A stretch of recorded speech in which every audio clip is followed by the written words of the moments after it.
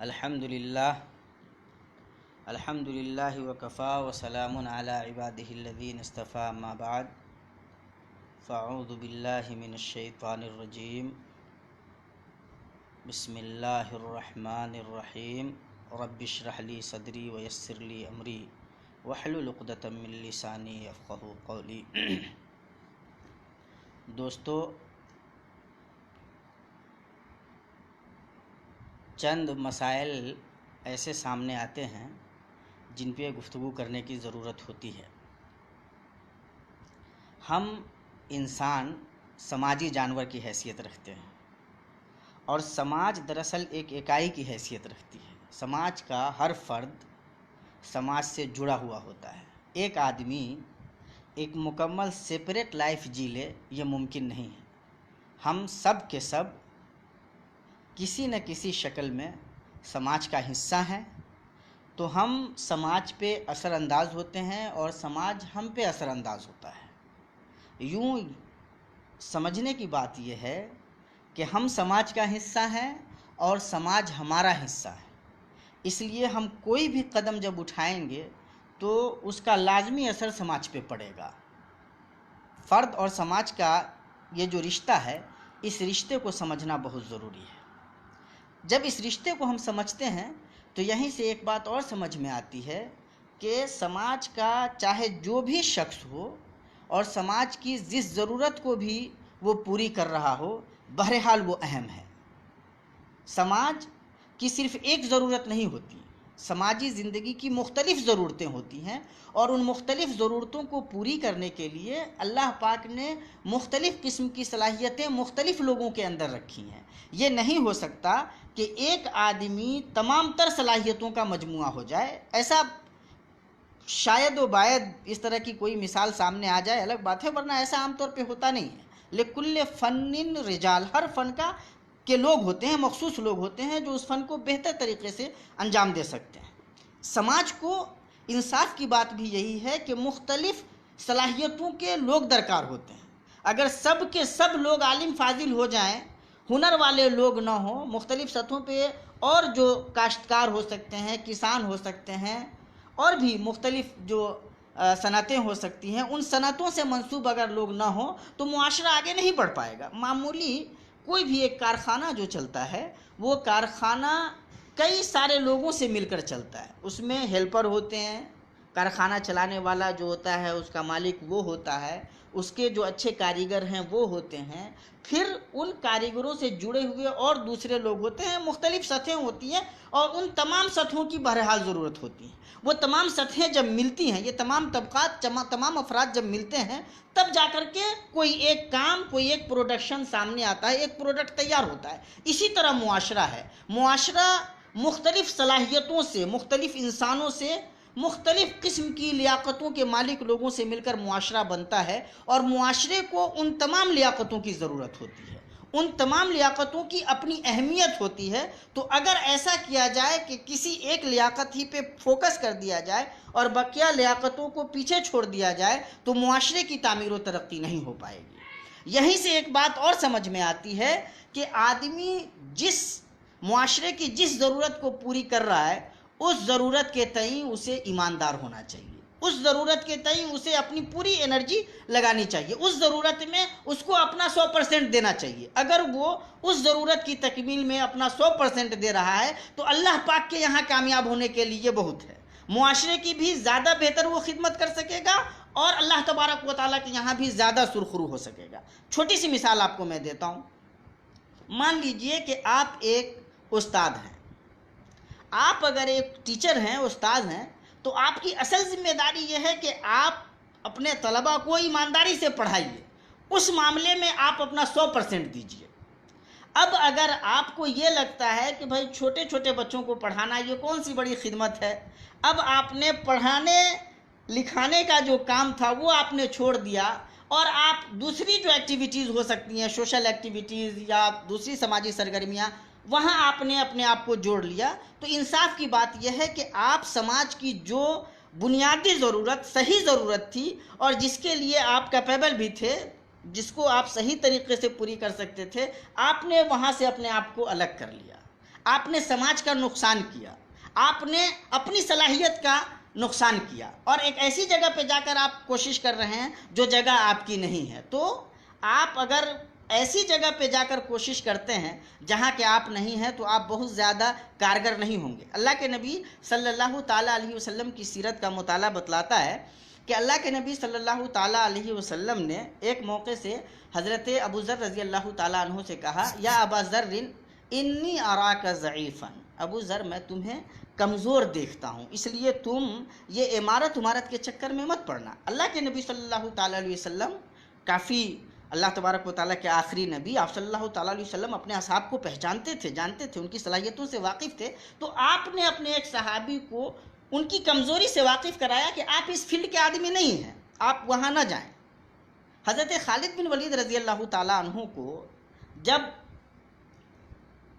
جنگ موتا کے موقع سے کمان مسلمانوں نے سونپا اور حضرت خالد بن ولید رضی اللہ تعالیٰ عنہ جنت تسلیم کر لیے گئے، اس سے پہلے حضرت ابن رواحہ رضی اللہ تعالیٰ عنہ، حضرت اسامہ رضی اللہ تعالیٰ عنہ اور حضرت جعفر رضی اللہ تعالیٰ عنہ شہید ہو چکے تھے.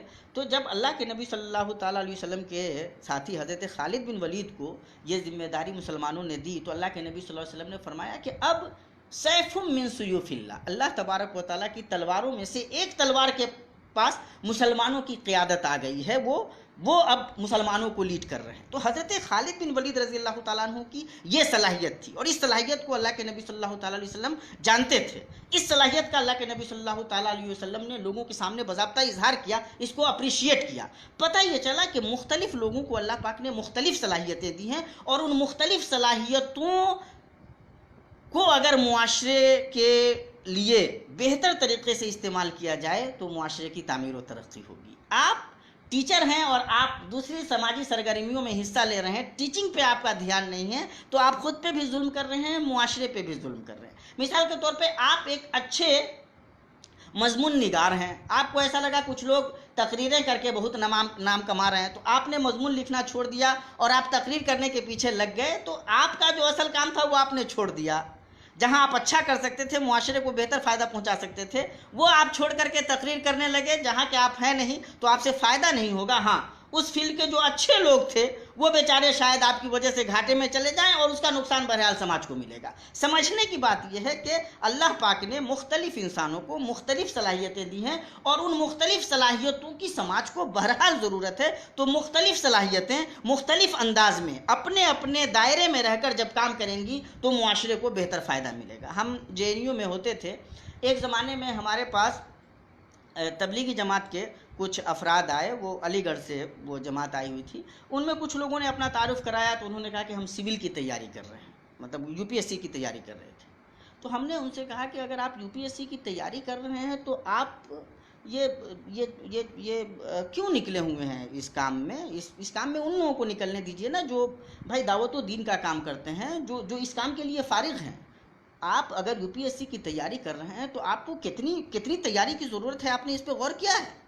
اور اگر آپ UPSC کی تیاری ایمانداری سے کریں گے اور ایمانداری سے اس بیوروکریسی کو انجام دیں گے تو امت کا بھی فائدہ ہوگا، قوم و ملت کا بھی فائدہ ہوگا، اور الٹیمیٹلی جو خدمت آپ کرنا چاہ رہے ہیں انشاءاللہ وہ خدمت آپ کے ذریعے معاشرے تک پہنچے گی.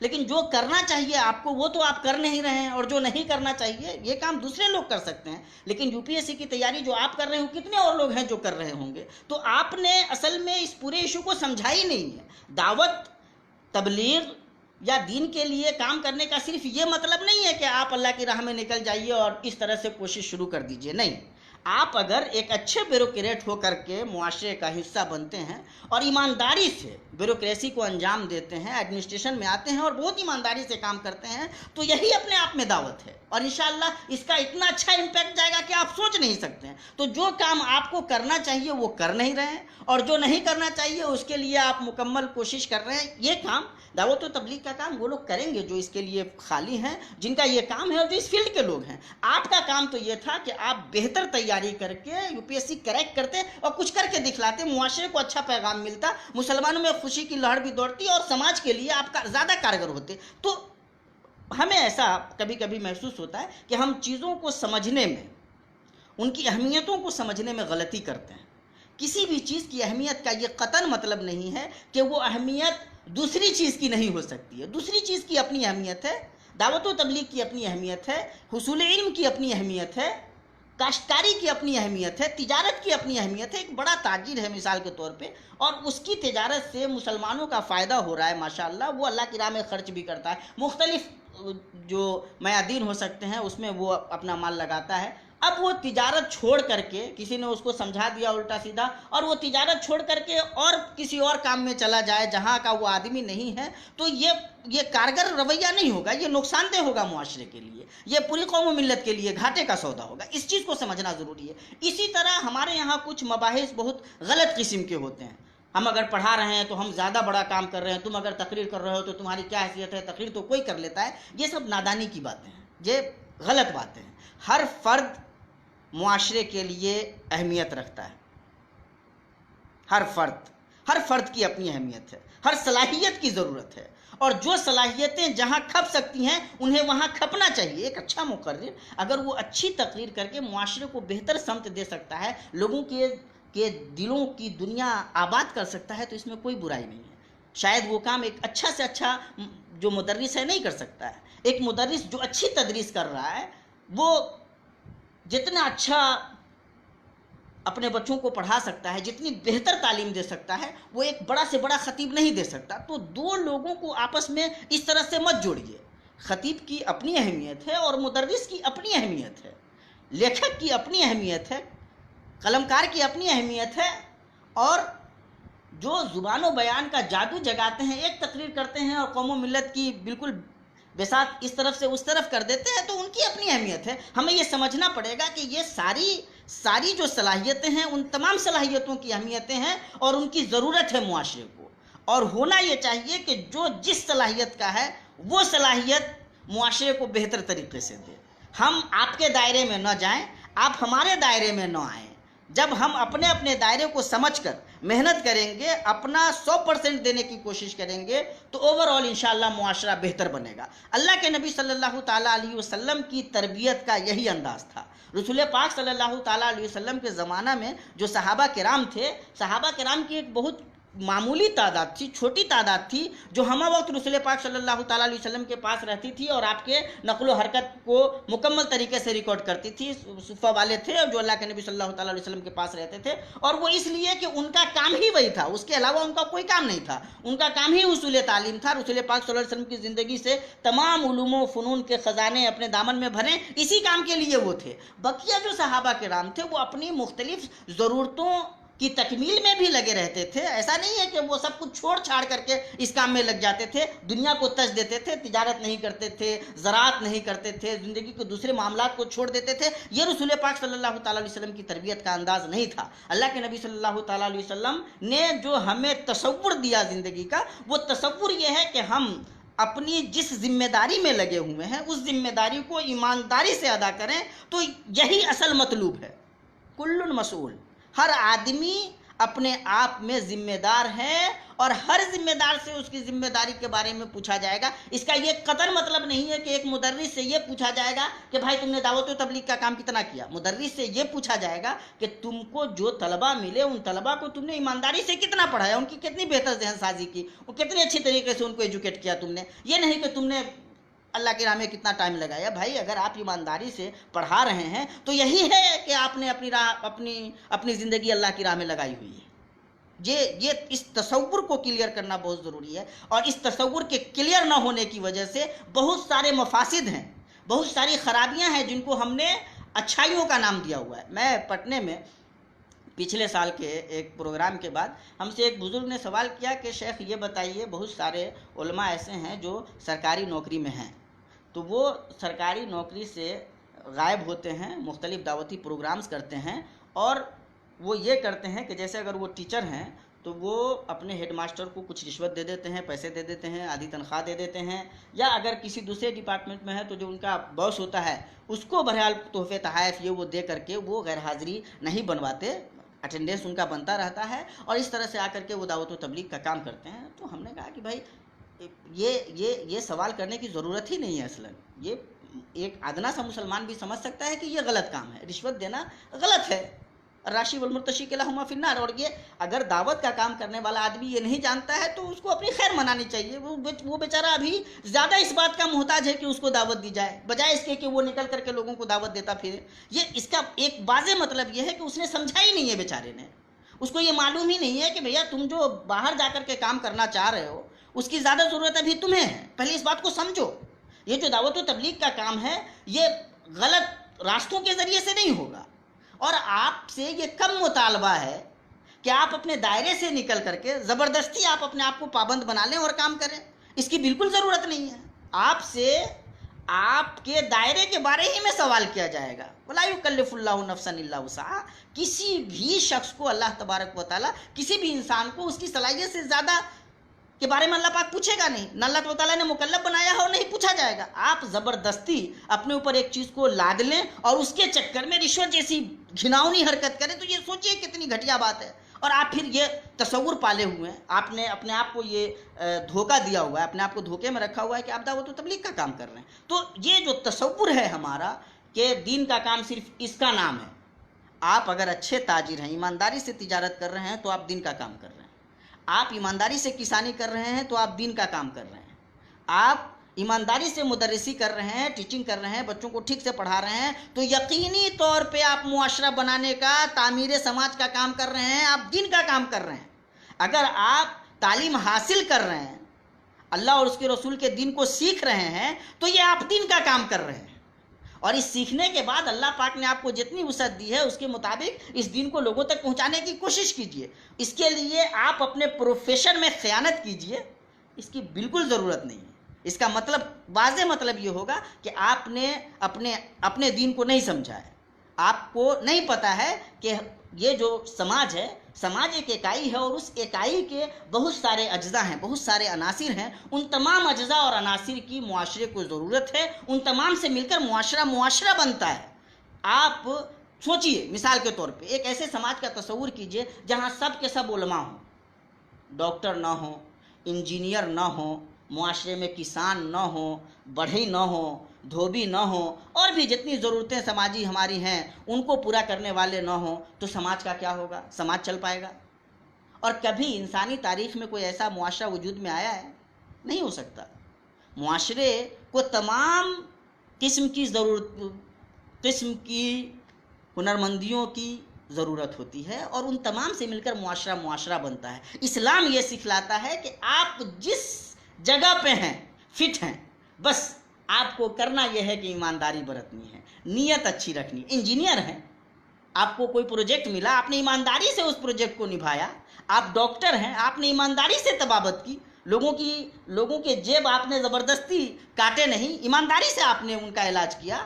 آپ بڑھئی ہیں, آپ نے ایمانداری سے بنانے کا, لکڑی وغیرہ یہ وہ کرنے کا کام کیا. تو جس پروفیشن میں آپ ہیں اس پروفیشن کو اگر آپ ایمانداری سے برت رہے ہیں تو یہی دین کا کام ہے. اسلامی تصور تو یہ ہے کہ اگر آپ اپنی بیوی کو محبت سے, اپنی بیوی کو ایک لقمہ کھلاتے ہیں اور نیت اچھی رکھتے ہیں, ارادہ یہ ہے کہ بھائی گھٹیا حرکتوں سے باز رہیں گے, تو یہ بھی ثواب کا کام ہے. حتی اللقمۃ التی تلقیہا فی فم امرتی, یہاں تک کہ وہ لقمہ جو تم اپنی بیوی کے منہ میں ڈالتے ہو اس کے ذریعے بھی تم کو ثواب ملے گا. یہ رسول پاک صلی اللہ تعالیٰ علیہ وسلم نے ہمیں زندگی کو سمجھنے کا ایک کتنا خوبصورت, کتنا اچھا معیار دیا ہے, کتنا اچھا سانچہ ہے. اس سانچے کو سمجھیے. اللہ کے نبی صلی اللہ تعالیٰ علیہ وسلم کی وضاحت اس سے بھی آگے. رسول پاک صلی اللہ تعالیٰ علیہ وسلم نے اپنے صحابہ کرام کو بتایا کہ ایک آدمی جب اپنی بیوی سے اپنی جنسی ضرورت کی تکمیل کرتا ہے تو اس کو اس پہ ثواب ملتا ہے. صحابہ کرام رضوان اللہ تعالیٰ علیہم کو بہت تعجب ہوا اور انہوں نے کہا ایقع منا واحد علمرتہ ولہ علیہ اجر, ایک آدمی اپنی بیوی سے اپنی ضرورت کی تکمیل کرتا ہے اور اس پہ اس کو ثواب ملے گا, بدلہ ملے گا. تو اللہ کے نبی صلی اللہ تعالیٰ علیہ وسلم نے فرمایا کہ یہ بتاؤ کہ اگر وہ اپنی بیوی کے علاوہ کسی اور کے ساتھ یہ کام کرے تو اس کو گناہ ملے گا؟ صحابہ کرام نے کہا کہ ہاں ضرور ملے گا. تو کہا اب اگر وہ اپنی بیوی سے یہ ضرورت پوری کر رہا ہے تو اس کو ثواب بھی ملے گا. یہ تصور ہے ہمارا. اگر ہم اس نیت سے اپنی بیوی سے بھی ملتے ہیں کہ ہم گناہوں سے بچتے رہیں تو یہ بھی ثواب کا کام ہے. سمجھیے, یہ جو پورا تصور غلط طریقے سے معاشرے میں، دین کی راہ میں نکلنے کا مطلب یہ ہے کہ آپ جا کر کے تقریریں کر رہے ہیں، جلسے جلوس کر رہے ہیں، یا آپ نے بوڑا بستر پورا باندھ لیا ہوا ہے، باہر نکل گئے ہوئے ہیں، اور بقیہ جو آپ کی ذمہ داریاں ہیں ان کو آپ نے چھوڑ دیا ہوا ہے، تو یہ دین کا ایک خاطی تصور ہے۔ اس کا مطلب یہ ہے کہ نہ تو ہم نے معاشرے کو سمجھا ہے اور نہ ہی ہم نے دین کو سمجھا ہے۔ ہم سے پہلے کی نسلوں میں بہت سارے لوگ جو ٹیچنگ میں تھے یا کسی بھی وبھاگ میں ہوتے تھے، سرکاری وبھاگ میں، تو مانا جاتا تھا کہ فلانے صاحب مسلمان ہیں تو وہ رشوت نہیں لیں گے، ان کے یہاں ایمانداری سے کام ہو جائے گا۔ ٹیچر ہوتے تھے تو ان کی اتنی عزت ہوتی تھی، لوگ ان کی پابندی، وقت کی پابندی، ایمانداری، اس کی مثالیں دیتے تھے۔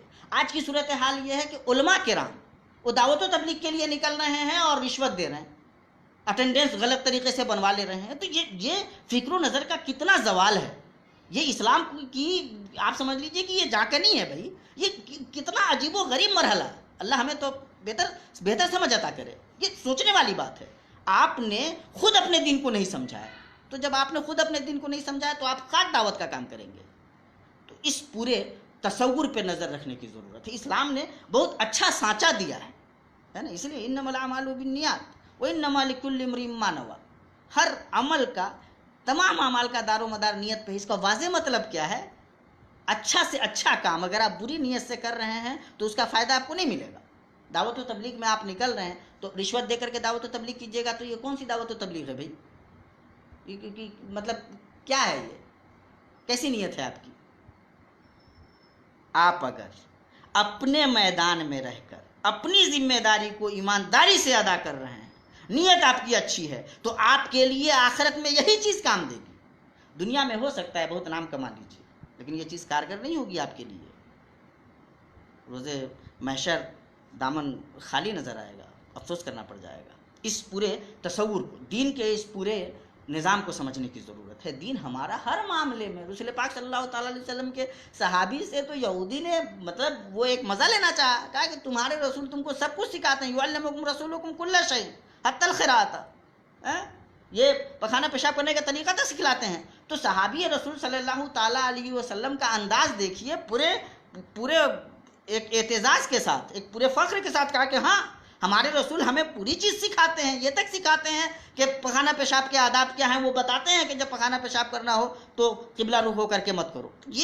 یہ جو دین ہے، اس دین کو اس تناظر میں سمجھنا بہت ضروری ہے۔ ہر فرد معاشرے کے لیے اہمیت رکھتا ہے، ہر فرد کی ضرورت ہے معاشرے کو، ہر صلاحیت کی ضرورت ہے، اور ہر صلاحیت ایمانداری سے اگر معاشرے کے لیے کام میں لائی جائے تو وہ زیادہ کارگر ہوگی۔ اپنے دائرے کو سمجھیے، دائرے سے نکلنا بالکل ضروری نہیں۔ اللہ پاک نے جو لیاقت دی ہے اس لیاقت کے مطابق، جو ذمہ داری آپ کو سونپی گئی ہے اس ذمہ داری کو انشاءاللہ ٹھیک سے ادا کر دیجئے، معاشرے کا کام ہو جائے گا، آپ کا بھی کام انشاءاللہ اسی میں ہے۔ لیکن اگر اپنی ذمہ داری سے بھاگ کر آپ اپنے اصل کام سے نکل کر اس کے ساتھ خیانت کر کے اگر آپ نے اپنے آپ کو یہ سمجھایا ہوا ہے کہ آپ دعوت و تبلیغ کا کام کر رہے ہیں، بھلائی کا کام کر رہے ہیں، تو دراصل آپ اپنے آپ کو بیوقوف بنا رہے ہیں۔ معاشرہ آپ سے نقصان اٹھائے گا، فائدہ نہیں اٹھائے گا۔ ساتھ ہی ساتھ اس بات کو سمجھنا بھی ضروری ہے کہ ہم بحیثیت ایک سماج کے، ایک ملت کے، ایک معاشرے کے، ہماری ذمہ داری یہ ہے کہ ہم ہر آدمی کو اس کا جائز مقام دیں۔